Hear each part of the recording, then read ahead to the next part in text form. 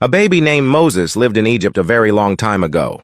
He was born into a difficult period in the history of his people, the Israelites. Their growing numbers alarmed Egypt's pharaoh, who held the position of king. Thus he imposed a malevolent law requiring the removal of all Israelite infant boys.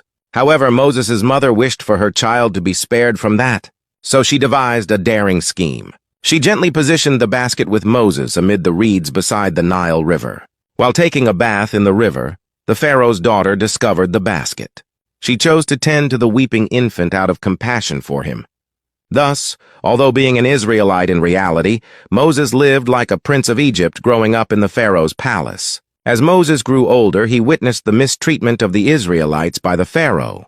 They were frequently beaten and made to labor hard. Moses became upset by this. He also killed an Egyptian guard who was abusing an Israelite slave one day. He was forced to leave Egypt after this. He fled to a distant country and spent several years living there. Then an incredible thing occurred. Through a blazing bush that did not go out, God spoke to Moses. Moses was instructed by God to return to Egypt and request that the Pharaoh release the Israelites. It was not simple to return to Egypt. The Pharaoh refused to hear what Moses had to say. To persuade the Pharaoh, God dispatched 10 plagues. There were bugs everywhere, frogs everywhere, and during the day it was gloomy. Following the final and most tragic plague, the king eventually consented to release the Israelites. The Israelites were led by Moses out of Egypt, but their voyage was far from ended. The Pharaoh had second thoughts and sent his army after them when they reached the Red Sea. Moses, though, had faith in God. When he extended his hand, a remarkable thing occurred.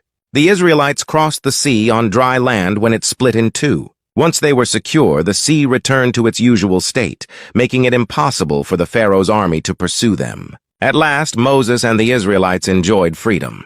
They had to go far to arrive at Sinai, a unique peak. It was there that God gave Moses the 10 Commandments, which contained crucial guidelines for living and treating people nicely. Miracles and exciting events abound in the life of Moses. From being a newborn in a basket, he developed into a great leader who guided his people toward freedom and a life of kindness and justice.